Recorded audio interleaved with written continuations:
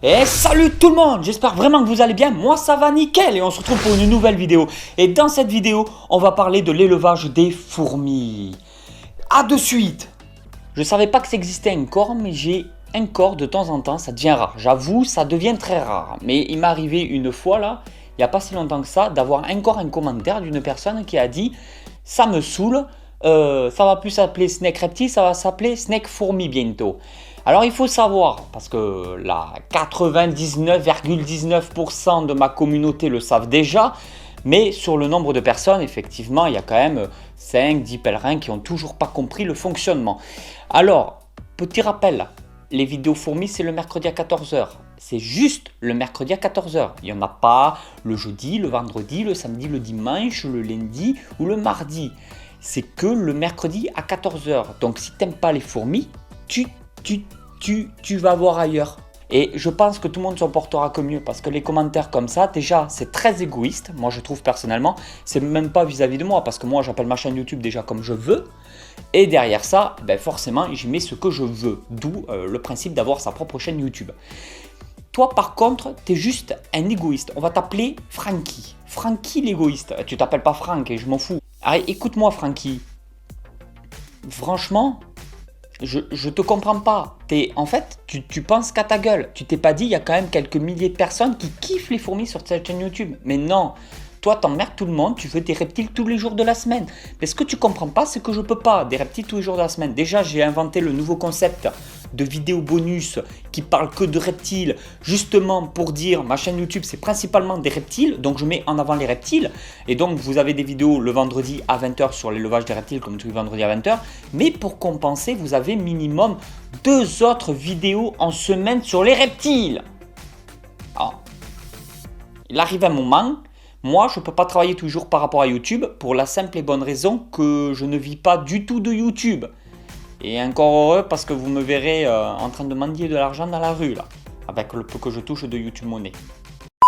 Ah ouais, je suis tout le temps constamment obligé de faire des gueules de con quand je discute comme ça. C'était la petite parenthèse pour notre ami Francky, donc j'invite tous les gens à répondre à ce genre de commentaires. C'est-à-dire que s'il y en a encore un petit Francky qui se ramène en disant tu fais trop de fourmis sur le truc, battez-vous les gars, battez-vous pour protéger le mercredi 14 h fourmis.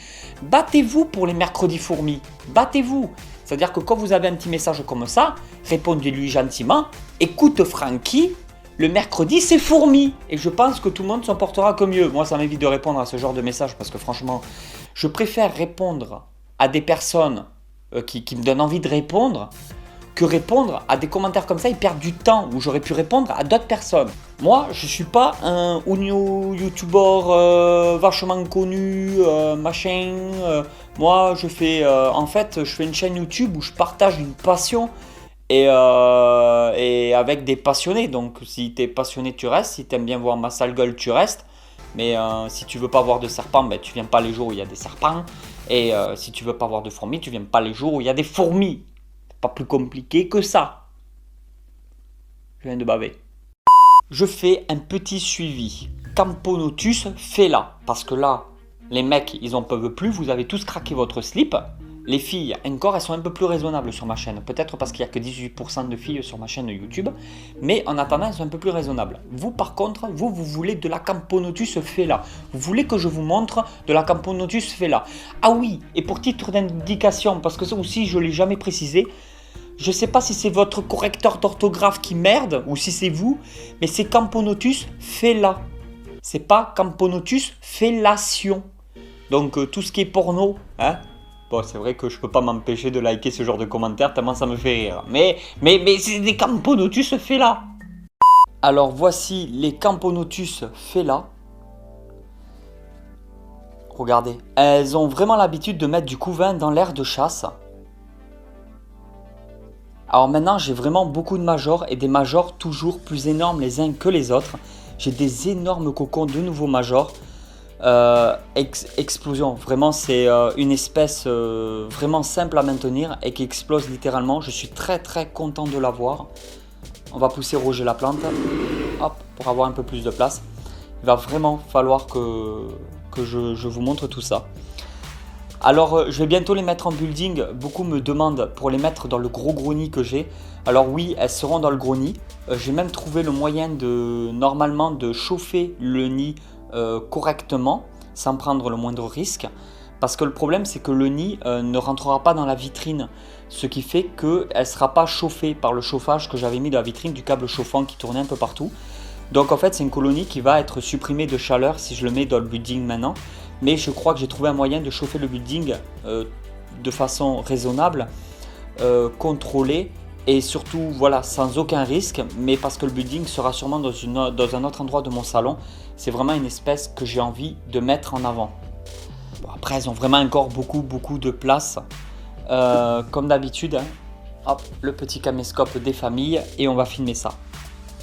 Quand c'est fourmis, je ne sais pas si vous avez remarqué, je parle toujours un peu plus calmement, je suis un peu plus posé et je dis moins de bêtises. Mais je sais pas, c'est mon comportement qui veut ça sur le moment. Et c'est vrai qu'avec les reptiles, j'ai tendance à être peut-être un peu plus fou. Je ne sais pas ce que vous en pensez, vous pouvez me le dire en commentaire. Mais en tout cas, pour les fourmis, j'ai l'impression que les vidéos sont un peu plus sérieuses, un peu plus calmes. On va dire pas forcément plus travaillées, mais elles sont un peu différentes. Alors là, nous sommes sur un tube. Voilà, il n'y a pas pour l'instant quelque chose de spécial, beaucoup de cocons. Comme vous pouvez le voir, là, il y a des cocons beaucoup plus gros que d'autres. Vous avez bien compris qu'il y a des cocons donc d'ouvrières et des cocons de major. Je sais pas trop, je pense que vous pouvez appeler ça aussi des soldats. Il n'y a pas de. Le deuxième tube, toujours avec un énorme cocon de futur major. Voilà, il n'y a rien de spécial à dire. Et le troisième tube, un peu moins de couvains, quelques larves aussi, quelques cocons. Alors tout va se jouer dans l'aire de chasse. Je vais vous montrer ça. On va ouvrir comme ça directement l'aire de chasse. Voilà. Alors là, il y a une petite panique. Alors la gine qui se trouve ici, alors vous inquiétez pas, la gine a toujours eu tendance à se retrouver dans les aires de chasse. Bon là, c'est la grosse panique parce que j'ai ouvert. Elle considère l'aire de chasse, je pense, comme une partie ni plus ni moins du nid. Et en fait, ici, sous les tubes, elles mettent directement tous les déchets. Donc comme je les nourris souvent de liquide sucré, c'est surtout des déchets en fait de cocon ouvert. Voici un méga major. Enfin, vous pouvez le voir. Enfin, c'est un major, mais moi je dis un méga major, mais c'est un major, mais il est trop beau, il est énorme. En voici un autre. Les majors sur cette espèce sont vraiment magnifiques. Vous voyez maintenant, j'en ai un peu partout. Je crois que je dois avoir 5 majors maintenant. 5-6 majors. Donc la gine qui est en très bonne santé, des gros cocons, des plus petits. On voit bien la différence entre un cocon de major et un petit cocon d'ouvrière juste à côté. On va essayer de zoomer un petit peu. Ah ouais, ils sont vraiment magnifiques. Une tête énorme, très large.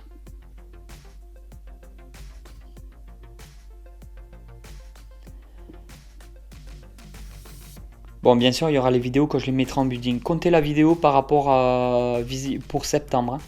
Ça sera vraiment pas pour maintenant, mais oui, c'est en projet, vous inquiétez pas.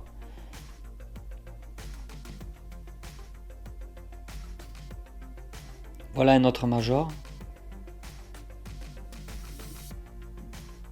Ah, franchement, les majors, ils sont mais trop beaux. Je sais pas ce que vous en pensez, ils sont vraiment impressionnants.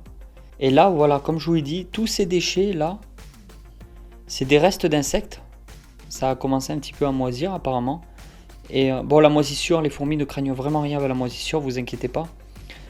Mais ça peut apporter des acariens. Bon bah c'est le problème des déchets. Il va falloir que je trouve un moyen de les nettoyer sans que les fourmis me posent problème. Donc avec une petite pince de temps en temps, nettoyer un petit peu les déchets, ça ferait pas de mal non plus. Oh là là, ce major. Ah ouais, mais franchement, ils sont énormes. C'est vraiment une espèce que je kiffe. Hein. Les Camponotus fela, je regrette vraiment pas mon achat.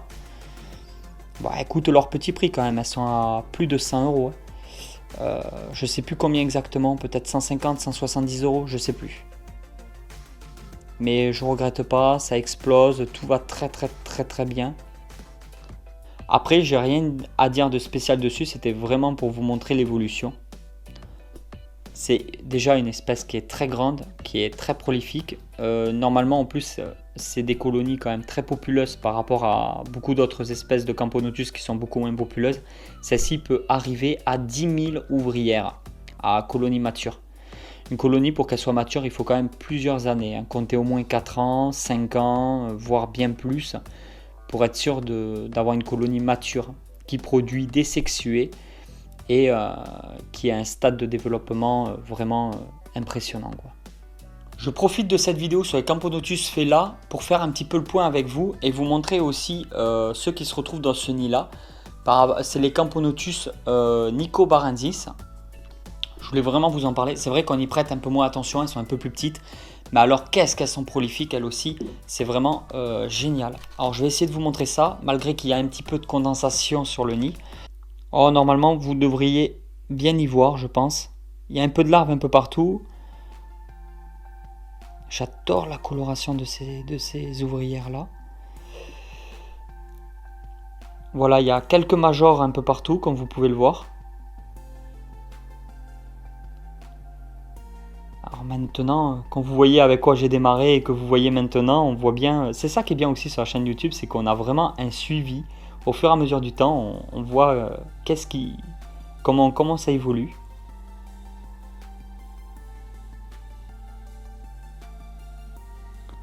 Le caméscope est pas trop mal, l'air de rien, pour filmer les fourmis. Bon, il y a mieux quand même en caméscope, mais...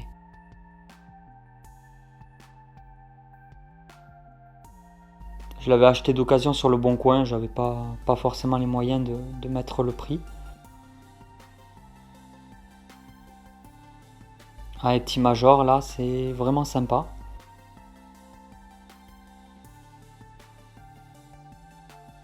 Ah ouais, ils sont magnifiques les majors. Magnifiques. Pareil, je les nourris avec de l'eau et mélangé à du miel bio, toujours très très bien dilué. Et de temps en temps des petits insectes congelés, genre Red Runner ou Vermorio, que je découpe en petits morceaux. Et oui, j'aide mes fourmis, je découpe les proies en petits morceaux, même si elles pourraient le faire elles. J'aime bien faciliter le... J'ai toujours envie de les bichonner. Ah, les majors sont vraiment magnifiques. Alors, où est la gine? Oh là là, regardez-moi cette grappe d'œuf. Regardez-moi cette grappe d'œuf. Alors ici, il y a des œufs, il y a énormément de cocons. Oh, c'est incroyable. Incroyable. Là, alors là, on a un record au niveau major. Vous avez vu cette taille? Par contre, la gine...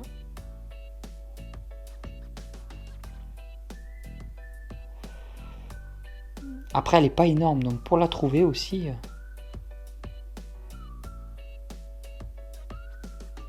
Elle doit être en dessous d'un tas d'ouvrières et...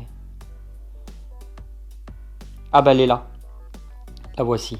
Voilà la gine. Bon, on la voit pas très très bien, je suis vraiment désolé.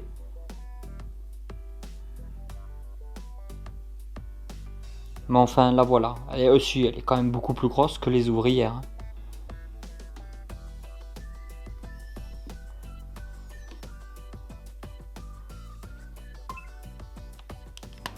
Et voilà tout le monde, j'espère vraiment que cette vidéo vous a plu. Si cette vidéo vous a plu, vous pouvez toujours la partager sur les réseaux sociaux. Et moi, je vous dis à très vite pour une nouvelle vidéo. Allez tout le monde, ciao ciao. Et merci.